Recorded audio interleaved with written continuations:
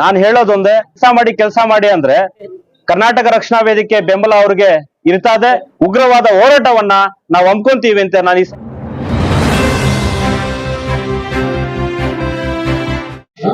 ಎಲ್ಲರಿಗೂ ನಮಸ್ಕಾರ. ಇವತ್ತು ಕರ್ನಾಟಕ ರಾಜ್ಯ ಗ್ರಾಮ ಆಡಳಿತ ಅಧಿಕಾರಿಗಳ ಕೇಂದ್ರ ಸಂಘ, ಕರ್ನಾಟಕ ರಾಜ್ಯ ಗ್ರಾಮ ಆಡಳಿತ ಅಧಿಕಾರಿಗಳ ಸಮಸ್ಯೆಗಳು ಮತ್ತು ಬೇಡಿಕೆಗಳ ಈಡೇರಿಕೆಗಾಗಿ 10/2/2025 2 ಹಂತದ ಅನಿಶ್ಚಿತ ಮುಷ್ಕರ ಕರೆ ನೀಡುತ್ತಿದ್ದು, ಇದ್ರ ಬಗ್ಗೆ ಹೋದ ವರ್ಷನೂ ಕೂಡ 2024ರಲ್ಲಿ 8 ದಿನಗಳ ಕಾಲ ಪ್ರತಿಭಟನೆ ಮಾಡಿ ಸರ್ಕಾರಕ್ಕೆ ಒಂದು ಮನವಿಯನ್ನ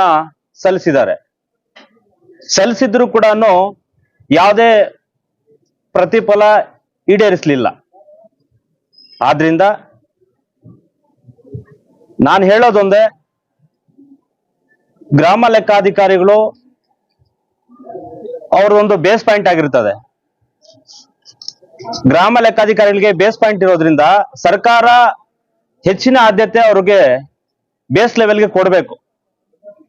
ಆದ್ರಿಂದ ಸರ್ಕಾರದಿಂದ ಒಂದು ಮನವಿ ಸಲ್ಲಿಸಿದ್ರು ಕೂಡ 8 ದಿನಗಳ ಕಾಲ ಒಂದು ಪ್ರತಿಭಟನೆ ಮಾಡಿ ಮನವಿ ಪತ್ರವನ್ನ ಸರ್ಕಾರಕ್ಕೆ ಸಲ್ಲಿಸಿದ್ದು ತಗೊಂಡೋದ್ರು ಕೂಡ ಈ ಬೇಡಿಕೆಯನ್ನ ಯಾಕೆ ಈಡೇರಿಸ್ತಾ ಇಲ್ಲ ಅಂತ ಅನ್ನೋದನ್ನ ನಾನೊಂದು ಪ್ರಶ್ನೆ ಕೇಳ್ತೀನಿ ಸರ್ಕಾರಕ್ಕೆ.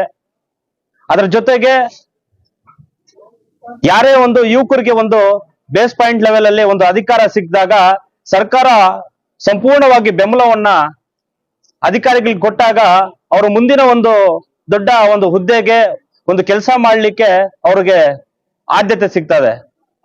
ಆ ಆದ್ಯತೆ ಸಿಗಲಾರದೆ ತುಂಬಾ ಸರ್ಕಾರದಿಂದ ನೋವನ್ನ ಕೊಡ್ತಿದ್ದಾರೆ.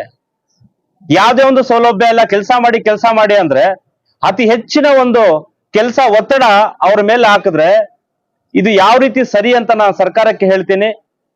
ಇದೇ ರೀತಿ ಏನಿವತ್ತು 2 ದಿನಗಳ ಕಾಲ ಪ್ರತಿಭಟನೆ ಮಾಡಿ ನಮ್ಮ ಮುಳಬಾಗಿಲು ತಾಲೂಕು ಆಡಳಿತ ಕೇಂದ್ರ ಹತ್ರ ನಮ್ಮ ಒಂದು ಗ್ರಾಮ ಲೆಕ್ಕಾಧಿಕಾರಿಗಳಿಗೆ ಅವ್ರಿಗೆ ಸಂಪೂರ್ಣವಾಗಿ ಕರ್ನಾಟಕ ರಕ್ಷಣಾ ವೇದಿಕೆ ಬೆಂಬಲ ಅವ್ರಿಗೆ ಇರ್ತದೆ. ಮುಂದಿನ ದಿನಗಳಲ್ಲಿ ನಾನು ಸರ್ಕಾರಕ್ಕೆ ಎಚ್ಚರಿಕೆಯನ್ನ ನೀಡ್ತಾ ಇದ್ದೀನಿ. ಇವ್ರಿಗೇನಾದ್ರೂ ನೀವು ಮುಂದಿನ ದಿನಗಳಲ್ಲಿ ಇವ್ರು ಕೇಳಿರುವಂತಹ ಈಡೇರಿಕೆಗಳನ್ನ ನೀವೇನಾದ್ರೂ ಈಡೇರಿಸಲಿಲ್ಲ ಅಂದ್ರೆ ಉಗ್ರವಾದ ಹೋರಾಟವನ್ನ ನಾವು ಕರ್ನಾಟಕ ರಕ್ಷಣಾ ವೇದಿಕೆಯಿಂದ ಕೂಡ ನಾವು ಸಾಥ್ ಕೊಡ್ತೇವೆ. ಇವ್ರಿಗೆ ಹೋರಾಟ ಸಿಗೋವರೆಗೂ ಕೂಡ ನಾವು ಇವ್ರ ಜೊತೆಗಿದ್ದು ನಾವು ಕೈ ಜೋಡಿಸ್ತೀವಿ ಅಂತ ಈ ಸಂದರ್ಭದಲ್ಲಿ ಹೇಳ್ತಾ, ನಾನು ಕೇಳೋದಿಷ್ಟ ಸರ್ಕಾರಕ್ಕೆ, ಯುವಕರಿಗೆ ಆದ್ಯತೆ ಕೊಡಿ, ಯುವತಿಯರಿಗೆ ಆದ್ಯತೆ ಕೊಡಿ. ಬೇಸ್ ಲೆವೆಲ್ ಅಲ್ಲಿ ಕೆಲಸ ಮಾಡ್ತಾ ಇದ್ದಾರೆ, ತುಂಬಾ ಒತ್ತಡವನ್ನ ಕೊಡಬೇಡಿ. ಏನ್ ಅವ್ರಿಗೆ ಒತ್ತಡ ಕೊಡ್ಬೇಕಂದ್ರೆ ಒಂದು ಸರ್ಕಾರದ ಒಂದು ಆಫೀಸ್ಗೆ ಒಂದು ಮೊಬೈಲ್ ಇರಲ್ಲ, ಒಂದು ಸಿಮ್ ಕಾರ್ಡ್ ಇರಲ್ಲ, ಮಾಡಿ ಎಲ್ಲಿ ಕೆಲಸ ಮಾಡ್ಲಿಕ್ಕೆ ಆಗುತ್ತೆ. ಆದ್ರಿಂದ ಇವರ ಒಂದು ಈಡೇರಿಕೆಯನ್ನ ಕರ್ನಾಟಕ ರಕ್ಷಣಾ ವೇದಿಕೆ ಜೊತೆಗಿರ್ತೇವೆ.